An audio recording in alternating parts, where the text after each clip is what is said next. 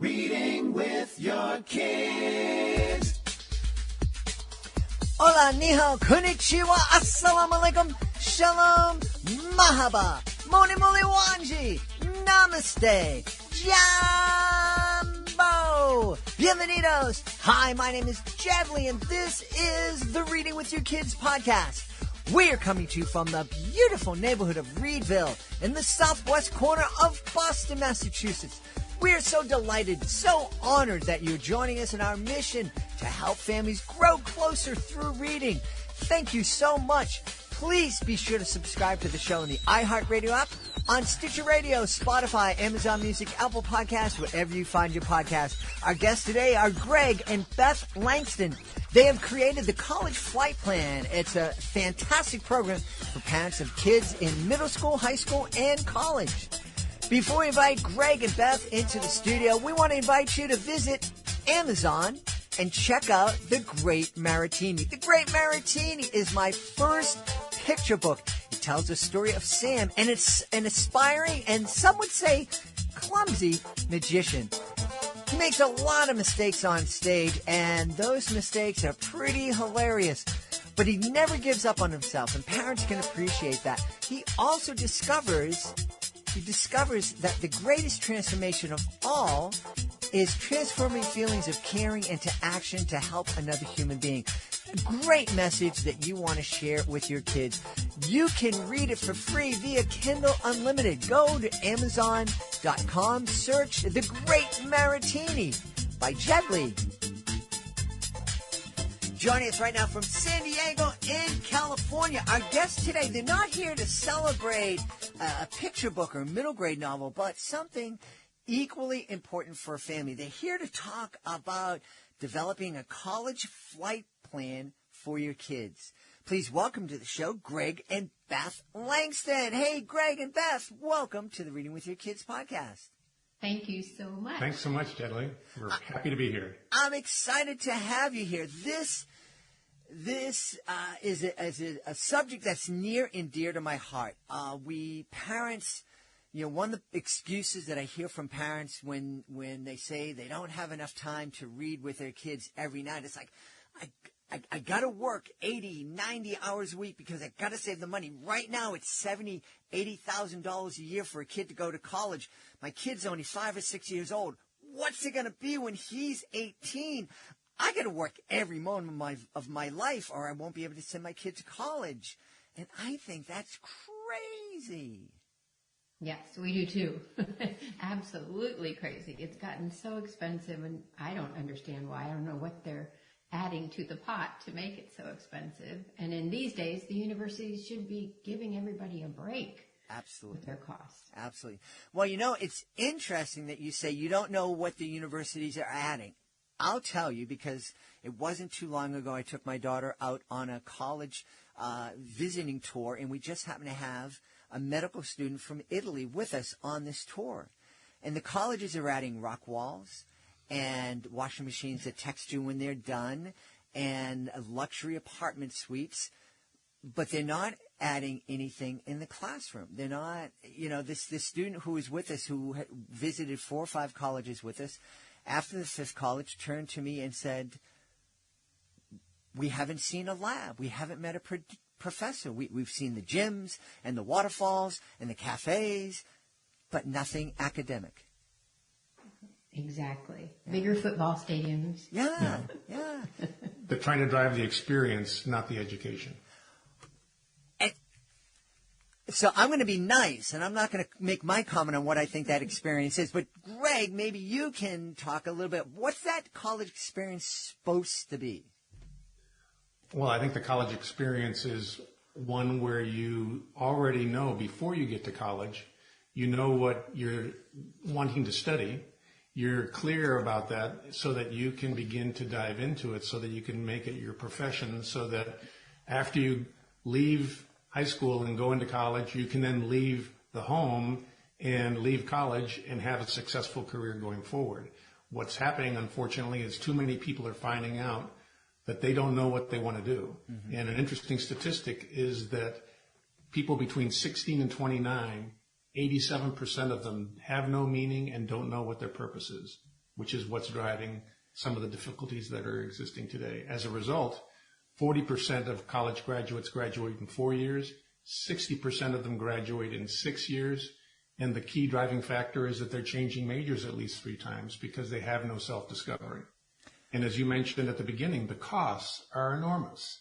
If you talk about an in-state school and you're an in-state student, it's $27,000 a year. Out of state is $43,000.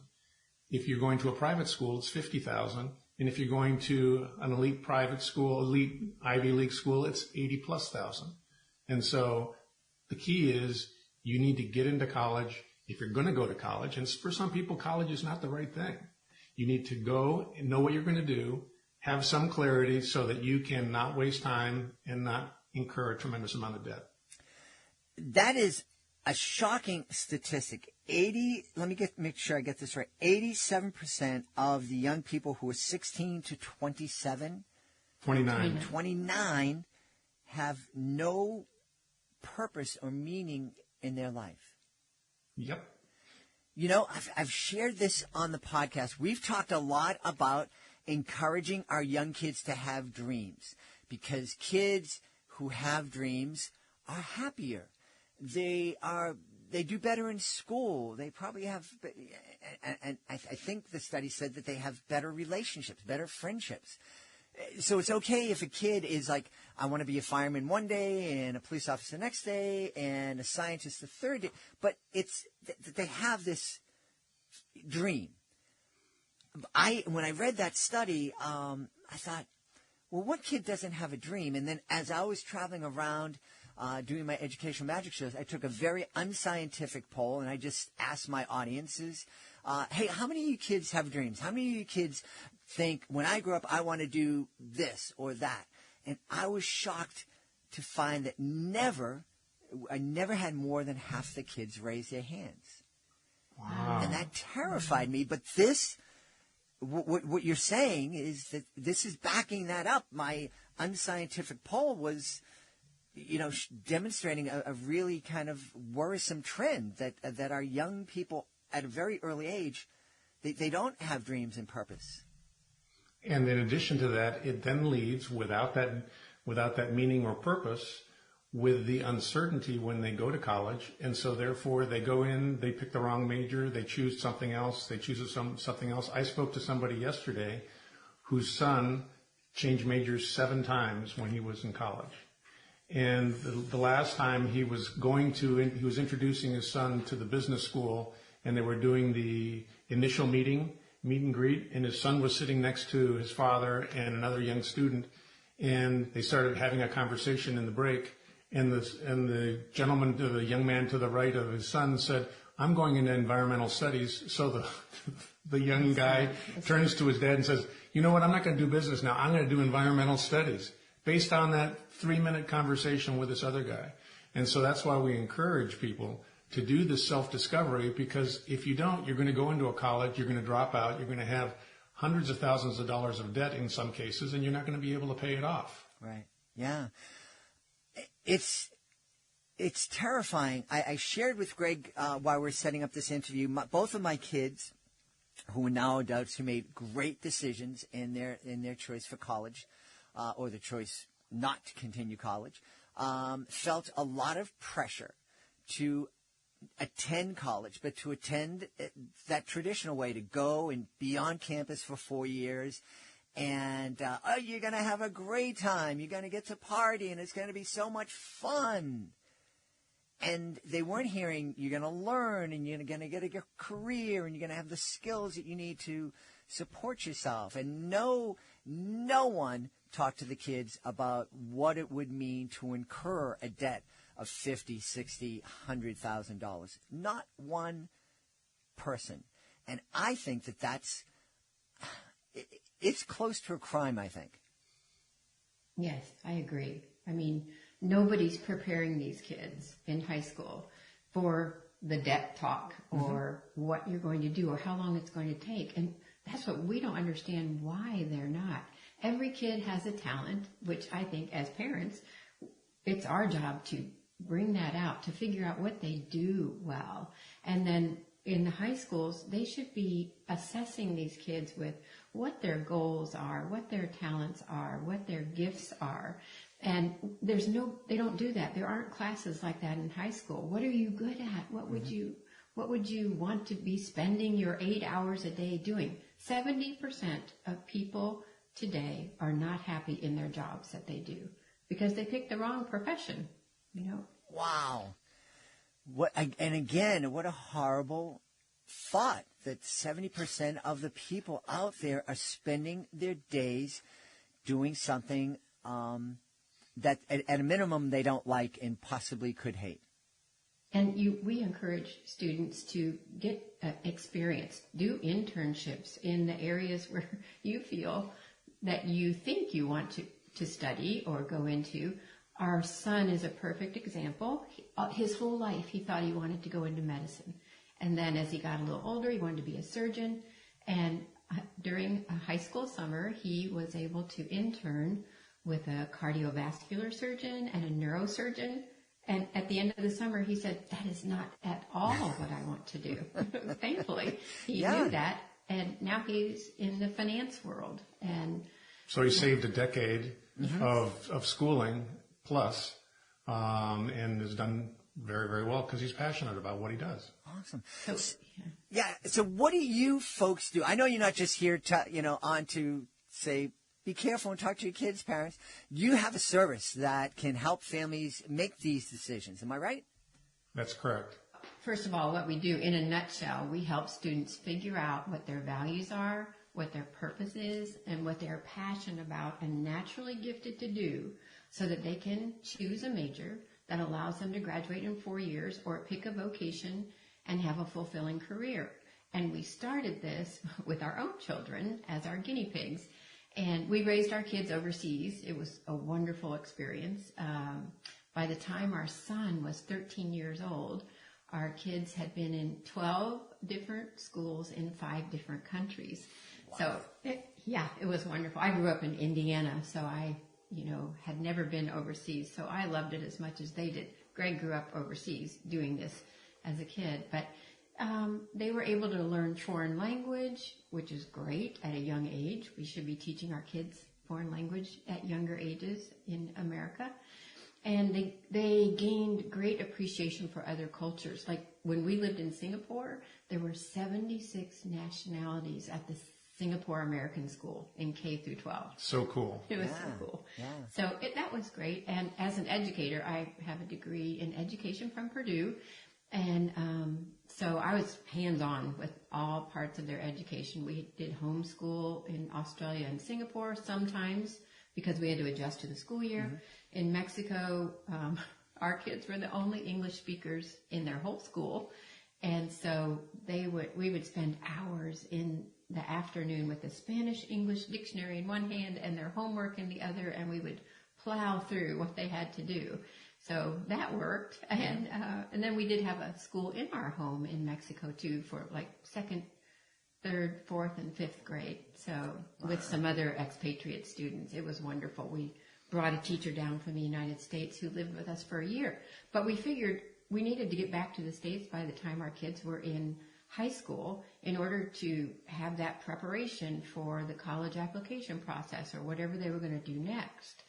And to learn that we thought they would be teaching more self-discovery or giving them opportunities for self-discovery, but we were very disappointed. So we got there and the high schools weren't doing this. On the other hand, Greg, as an international executive, was running large U.S. corporations, and he had been provided with hours of executive training and coaching to equip him to be a great leader, a great team player, whatever he needed in those areas. And he kept saying, why did I have to wait 20 years to learn all this about myself? Why is this not being provided for our kids? So with his executive background, my education background, we started developing tools for our own kids, and we were finding success. And then their friends wanted to learn what they were learning and have those opportunities. So we started having workshops around the area, and it just blossomed from there. We have wonderful success stories. So that's how we started this. Wow. That's amazing. So Greg, tell us a little bit about the process. Is it? Do you provide a book for families? Is it a workshop? Is it counseling? Actually, what it is, it's a 3-phase process that starts initially with a student picks an accountability partner that they pick. And interesting statistic, you like statistics, we do too, that if you write something down, the probability of success is greater than if you just keep it in your head. If you share it with somebody else that you're going to lose 5 pounds or you're going to run a mile, the probability is 65%. If you have an accountability partner, it grows to 95%. And so that's why you have, financial planners, that's why you have lawyers, that's why you have other people that help you to be accountable, whether it's Jenny Craig or something else, to hit your goals. We think it's very important for a student to pick an accountability partner to go through the program. And it's self-paced. It takes about 12 hours to go through the process. The videos, because of the audience, are on average 2.5 minutes long, because some of the young people have the attention span and their parents of a goldfish. So you need to make sure that they get through the information very quickly. But basically there are 3 phases. There's the discover phase, which is where they find out what is their unique ability. And so they start with core values, because I believe that core values and core beliefs are not being taught in school today. And initially a student receives the core values, whether they know it or not, of their parents. But then it's very important for them to identify what are their own personal core values, and you build from those core values. And if I can describe for your audience, if you look at a tree with a cutaway, if you imagine the tree's roots that are deep into the ground, those are your values that hold a tree in place. Then you build off of the root system, you build your purpose, which is the trunk of the tree, and then the goals and the accomplishments are the branches of your tree. And so what we do is we teach the young people to understand what are their core values, why they're important, how to put them into practice, so that when they're not with their parents, they're able to resist the temptations, resist whatever it is that is causing them to possibly violate their goals. And so violate their values, excuse me. And so that's an important component. Then they go through a 360 assessment where they can pick up to 8 trusted advisors who will give them feedback in terms of, these are things that you do very well. These are your strengths. These are your weaknesses. This is how you add value to other people. And each person provides them with 3 majors or professions that they think, and these are interested parties, that they think the student would do particularly well at. And so what the student gets is 200 data points of information from people, their trusted advisors, that say, this is what you're really good at, and these are some things that you should avoid, which is very, we've never seen that anywhere in a school system. In fact, I just spoke to one of the superintendents for the school system here locally, and he said, I've never seen anything this comprehensive before that takes into account the social, emotional learning that is required today in schools, because they just don't have it. So after the assessment, they go and do an assessment that identifies what are their instinctive problem-solving skills, because that's important for a student to know. They then develop what we call their distinct natural abilities, or their DNA, which young people don't know what, and we talked about the statistics earlier, don't know what they're good at, don't know what their special secret sauce, their wheelhouse. So we help them develop a paragraph that says, this is what I do really well.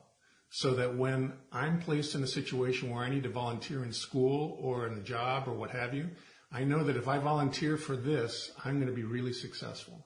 And so this is a tool that they use that helps them not only in school, but then subsequently after that. Yeah. After that, they develop their purpose statement, which again, we talked about only, 87% don't know what their purpose statement is. We help them determine what is their purpose, what is their why. And then they establish aspirational goals for health, wealth, wisdom, and relationship for the rest of their lives. So that's all the discovery phase. Then they go into the determine phase, and all this is done. Again, it takes 12 hours to go through the whole process. They then go through the determine phase to say, okay, with all that discovery, what are my 5-year goals? What are my 1-year goals? What are the habits that I'm going to continue to do? And what are habits that I'm not going to support? And the 2 that come up here every time is too much social media and not enough sleep. And then subsequent to that, they pick now much more informed what their college major should be and or vocations. They're much better positioned rather than taking a one-off assessment that they got in school on any given day. They get a whole lot more information to be able to make those decisions. And then what they do is they develop a compelling elevator speech, just like you do in business when you're interviewing, an elevator speech that says, this is what I am, this is who I am, this is what makes me special, this is what I'd like to do in your school, I'd like to get involved in this part of your program, who is the next person I should speak to in order to get accepted at your university or in a job. Wow. And then the last thing that I'll share that I think is very compelling is how many of us have sent us, the kids come home from school and you say, how was school? And they go, if you get a response at all, it's great or fine or okay. Yeah. What we do is part and parcel of the program is the student has to present their findings to their parents and their accountability partner at the end of the process. And so they actually sit down and go through a 14-page document that says, Mom and Dad, accountability partner, these are my values. These are why they're important to me. These are my strengths. This is what I really suck at. I shouldn't do this. These are this is the way that I add value to other people. These are the majors that I want to select. And this is why it's important to me. These are my goals for my aspirational goals in health, wealth, wisdom, and relationship for when I'm 65. In support of that, this is what I want to do in the next 5 years in each one of those. In the next 1 year, these are the habits that I'm not going to do, and here's my elevator speech. And that's what a parent gets at the end of the process. As you were talking, I didn't have the structure and the statistics and the background that you folks have put into your program and helping my daughter make her choice for college to attend an online degree program at one of the best music colleges in the world. We were going through the different lists and what she wants to do and where she wants to go. And I just simply said to her, if you took my magic wand out of my prop box and it worked and you were able to wave your magic wand, what would you be doing next year? And she said, well, I really want my degree in music business, but I also want to get out. I really am anxious to work. I want to get out there. I want to start working with artists, and I want to do it yesterday. And at that point, it was really easy. I said, well, what of the opportunities, of the options that you're looking at right now, what option will allow you to do that? And at that point, it was like, by option online. And it was a great choice for her. It was 75% less, 75% less expensive than attending college. And that was one of those $70,000 a year schools. And she graduated with no debt, with the same degree she would have graduated with if had she attended physically.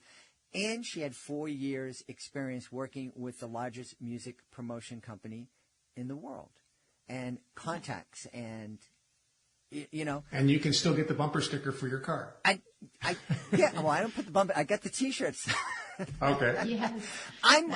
I'm interested. Now, obviously, there's a cost to this, and we can get in that in a minute. And there should be. This has great value. But I'm wondering, how do we help kids that don't have funds, that don't have parents who have graduated, that don't have $100,000 a year jobs, that may only have one parent who is struggling and works 2 or 3 jobs? How do we help them gain the same insights that the kids are getting from going through your program? Well, actually, what we're doing is we are speaking with the school system, having discussions with the local school system, and identifying there's a program that they have called AVID, where it's the first generation of college goers from families that have never gone to college. And these are young men and women who want to go to college, they're immigrants and they don't have a lot of means. And so we're talking to them about providing this additional leg up into the program and looking to see how the state can fund. And then we're also going to be speaking with the local companies, the Qualcomms of the world, the Intuits, the McDonnell Douglas and so forth, to say, how would you like to partner with us so that we can provide this clarity for young men and women so that they know what they're going to do, can go into college, graduate in 4 years, and be passionate about what they do. And so that's something that we're doing. That's fantastic. That really is fantastic. Now, can you tell us where we can go, if parents can go to find out more about your program and about how much it costs and how they can start getting involved? Sure, absolutely. They can find us at collegeflightplan.com, or they can email Beth at beth@collegeflightplan.com, or me, Greg, at collegeflightplan.com. We offer 3 different programs, or multiple different programs. There is one program that's 6 hours long, that's $497. There's the 12-hour program that I mentioned, and they're all in 2.5-minute segments. The reason we have the 6-hour segment is because sometimes families say, oh my gosh, he or she is a senior, they're about to graduate, they have no clue what they're going to do, help, and so they go through the shorter program. The longer program is $997.